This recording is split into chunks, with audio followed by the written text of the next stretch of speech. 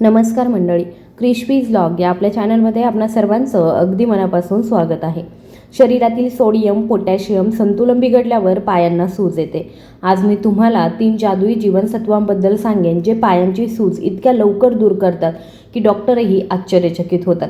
प्रथम पाय का सुजतात ते समजून घेऊया.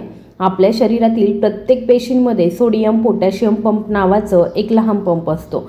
त्याचं काम पेशींमधून अतिरिक्त मीठ सोडियम बाहेर काढणं आणि पोटॅशियम आत आणणं आहे. ही समस्या कधी उद्भवते? जेव्हा शरीरामध्ये काही पोषक तत्वांची कमतरता असते तेव्हा हा पंप काम करणं थांबवतो. यामुळे पेशींमध्ये जाण्याऐवजी बाहेर पाणी साचतं, ज्यामुळे पाय जड वाटतात. शिवाय आपण भारतीय चहा आणि मिठाईचे शौकीन आहोत, परंतु जास्त साखर शरीरामध्ये इन्सुलिन वाढवते आणि जास्त इन्सुलिन मूत्रपिंडांना मीठ टिकवून ठेवण्यास सांगतं. शरीरात जितके जास्त मीठ टिकून राहील तितके जास्त पाणी पायांमध्ये जमा होईल. आता जेव्हा तुमचे पाय सुजतात तेव्हा याचा अर्थ तुमच्या शरीराची अंतर्गत पाणी व्यवस्थापन प्रणाली बिघडते. हे दुरुस्त करण्यासाठी हे 3 पोषक घटक एकत्रितपणे काम करतात. पहिलं म्हणजे थायामीन किंवा विटॅमिन B12. विटॅमिन B12 ला चमत्कारिक जीवनसत्व म्हणतात कारण त्याची कमतरता थेट हृदय आणि पायांच्या नसांवर परिणाम करते. जेव्हा आपण जास्त साखर किंवा रिफाईंड कार्बोहायड्रेट जसं की रिफाईंड पीठ खातो तेव्हा शरीराला ते पचवण्यासाठी संपूर्ण B1 साठा वापरावा लागतो. जेव्हा हा साठा कमी होतो तेव्हा शरीरामध्ये ग्लायकेशन सुरू होतं. याचा अर्थ असा होतो की साखर तुमच्या शिरा आणि प्रथिने अडकू लागते. यामुळे शिरा सुजतात आणि पाणी उतींमध्ये गळतं. तर तुम्हाला हे B1 नक्की कुठे मिळेल? तर याचा सर्वोत्तम स्रोत म्हणजे सूर्यफुलाच्या बिया.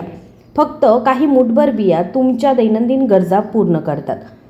तुम्ही सूर्यफुलाच्या बिया भाजून खाऊ शकता, तुम्ही त्यांना बारीक करू शकता आणि दुधासोबत पावडर घेऊ शकता. आवश्यकतेनुसार ते तुमच्या आहारामध्ये समाविष्ट करा. भारतीयांचे आवडते शेंगदाणे हे B1चा एक अतिशय स्वस्त आणि चांगला स्रोत आहे. काळे हरभरे आणि चवळी देखील तुमच्या आहारामध्ये समाविष्ट केली जाऊ शकते. ते फायबर आणि थायमिनने समृद्ध आहेत. तुम्ही नाश्त्यात ओट्स खाऊ शकता किंवा पांढऱ्या तांदळाऐवजी तपकिरी तांदूळ निवडू शकता. वाटाणे आणि हिरव्या भाज्या देखील विटॅमिन B1चे उत्कृष्ट स्रोत आहेत. ताजे हिरवे वाटाणे हे B1चे उत्कृष्ट स्रोत आहेत. ते खाल्ल्याने B1ची कमतरता दूर होण्यास मदत होते. पोटॅशियम हे आणखी एक महत्त्वाचं पोषक तत्व आहे. पोटॅशियम हे असं खनिज आहे जे पेशींमध्ये किती पाणी आहे आणि किती बाहेर आहे हे ठरवतं. ते सोडियम किंवा मिठाचा शत्रू आहे आणि ते शरीरातून काढून टाकतं.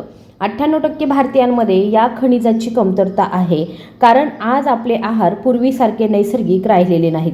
प्रक्रिया केलेले पदार्थ, जास्त मीठ आणि कमी फळे आणि भाज्या यामुळे बरेच लोक त्यांच्या दैनंदिन पोटॅशियमच्या गरजा पूर्ण करू शकत नाहीत. एका सामान्य प्रौढ व्यक्तीसाठी दररोज पोटॅशियमची आवश्यकता अंदाजे 3500 ते 4700 मिलीग्रॅम प्रतिदिन असते. ही आवश्यकता पूर्ण करण्यासाठी आपण केळी खातो. केळी पोटॅशियमचा समृद्ध स्रोत आहे. एका मध्यम आकाराच्या केळीमध्ये अंदाजे 350 ते 420 मिलीलिटर पोटॅशियम असतं. याचा अर्थ असा की जर तुम्हाला तुमची 4000 मिलीग्रॅम पोटॅशियमची आवश्यकता फक्त केळीपासून पूर्ण करायची असेल तर तुम्हाला 9 ते 10 केळी खावी लागतील, जी व्यावहारिक नाहीत. आपल्याला आपल्या आहारामध्ये विविधता राखावी लागेल. यासाठी तुम्ही ॲव्होकॅडो खाऊ शकता. मध्यम आकाराच्या ॲव्होकॅडोमध्ये अंदाजे 900 ते 1000 मिलीग्रॅम पोटॅशियम असतं. त्यात हृदयाच्या आरोग्याला आधार देणारे निरोगी चरबी देखील असतात. भारतात सर्वत्र हा उपलब्ध नाही, पण जर उपलब्ध असेल तर तो एक उत्तम पर्याय आहे. तो म्हणजे इल्ली किंवा मग गोड बटाटे देखील आपल्या आहारामध्ये समाविष्ट केले जाऊ शकतात. मध्यम उकडलेल्या गोड बटाट्यांमध्ये म्हणजे रताळ्यांमध्ये अंदाजे 400 ते 550 मिलीग्रॅम पोटॅशियम असतं. ते फायबर आणि कॉम्प्लेक्स कास्ट देखील प्रदान करतं, जे रक्तातील साखर स्थित करण्यास मदत करतं. नारळ पाणी पिऊन तुम्ही पोटॅशियमची कमतरता देखील दूर करू शकता. 250 मिली नारळ पाण्यामध्ये अंदाजे 400 ते 600 मिलीग्रॅम पोटॅशियम असतं. तथापि मधुमेही किंवा किडनी रुग्णांनी प्रमाण लक्षात ठेवलं पाहिजे. पांढरे बीन्स, राजमा आणि मसूर देखील सेवन केले जाऊ शकतात.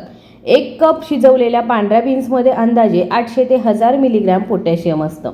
1 कप मसूर, राजमा किंवा तूर डाळीमध्ये अंदाजे 350 ते 700 मिलीग्रॅम पोटॅशियम असतं. पोटॅशियमसाठी पालक किंवा मेथीची पाने देखील सेवन केली जाऊ शकतात. 1 कप शिजवलेल्या पालकामध्ये अंदाजे 800 ते 840 मिलीग्रॅम पोटॅशियम असतं.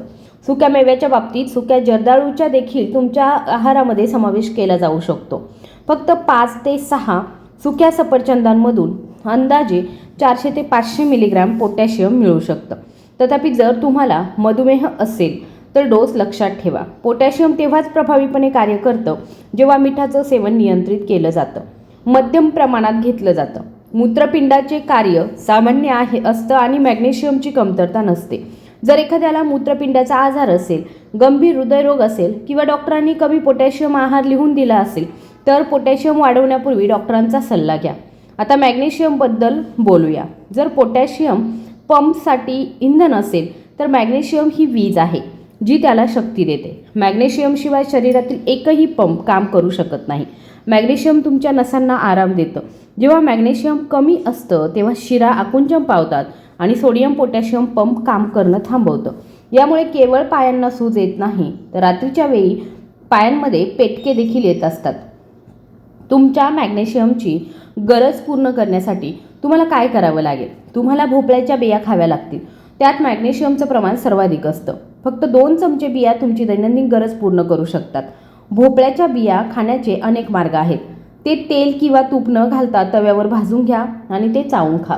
भाजल्यानंतर पावडर बनवा आणि ते पाणी किंवा दुधासोबत घ्या. जर तुम्ही घरी चपात्या किंवा रोट्या बनवत असाल तर तुम्ही ते पिठात मिसळून रोट्या बनवू शकता. तुम्ही बदाम आणि काजू देखील खाऊ शकता. रात्रभर भिजवलेले बदाम किंवा काजू खाणं हे नसांसाठी वरदान आहे.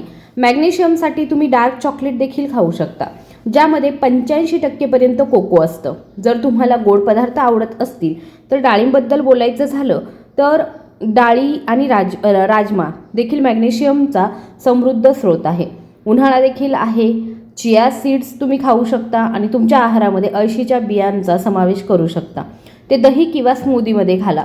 तुम्ही केळी देखील खाऊ शकता. केळी पोटॅशियम आणि मॅग्नेशियमने समृद्ध असतात.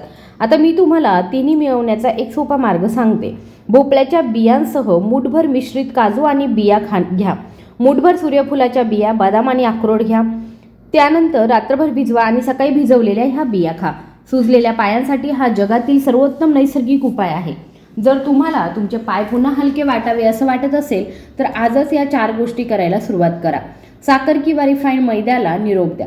जोपर्यंत तुम्ही प्रक्रिया केलेले कार्ब्स खाता तोपर्यंत सूज परत येईल. 24 तास साखर सोडण्याचा प्रयत्न करा. तुमचं शरीर जास्त पाणी काढून टाकण्यास सुरुवात करेल. पोटॅशियमयुक्त सॅलड खा. दुपारच्या जेवणात तुम्ही खाल्लेल्या सॅलडचं प्रमाण वाढवा. काकडी, टोमॅटो आणि लिंबू आणि थोडंसं काळं मीठ घाला. पांढऱ्या मिठाचं सेवन कमी करा. बाजारात उपलब्ध पेये टाळा. कोल्ड्रिंक्स, सॉफ्ट ड्रिंक्स किंवा टेट्रा पॅकमध्ये उपलब्ध असलेली ज्यूस टाळा. जर तुम्हाला प्यायचंच असेल तर घरगुती लिंबू पाणी प्या. जर तुम्ही नमूद केलेल्या उपायांचं पालन करत असाल तर ते घेतल्यानंतर 15 मिनिटे चालायला विसरू नका. यामुळे रक्ताभिसरण वाढतं आणि रक्ताची पंप सक्रिय होतात. तर मंडळी, ही माहिती तुमच्या फायद्यासाठी आहे. तथापि जर तुम्हाला गंभीर हृदयरोग किंवा मूत्रपिंड निकामी झालं असेल तर कोणतेही पूरक आहार सुरू करण्यापूर्वी तुमच्या डॉक्टरांचा सल्ला घ्या. तुम्हाला माहिती आहे का की आपण ज्याला वृद्धत्वाचं लक्षण मानतो ते प्रत्यक्षात जीवनसत्वे आणि खनिजांची कमतरता असू शकते. म्हणून पुढील 7 दिवस साखर खाणं थांबवा. मीठ पूर्णपणे कमी करा आणि दररोज मूठभर मिश्रित सुकामेवा खाण्यास सुरुवात करा. आणि दुपारच्या जेवणात नेहमी सॅलड खा. तुमच्या पायांना किती जीवदान मिळतं ते पहा. जर तुम्हाला ही माहिती उपयुक्त वाटली असेल तर तुमच्या मित्रमंडळींसोबत नक्की शेअर करा. जर तुम्हाला रात्रीच्या वेळी तुमच्या पायांमध्ये जडपणा जाणवत असेल तर मला कमेंटमध्ये नक्की सांगा. पुढचा जो व्हिडिओ आहे तो वर्षानुवर्षे जळजळीबद्दल आपण करणार आहोत. आणि हा व्हिडिओ जर तुम्हाला मिळवायचा असेल तर नक्की चॅनलला सबस्क्राईब करा.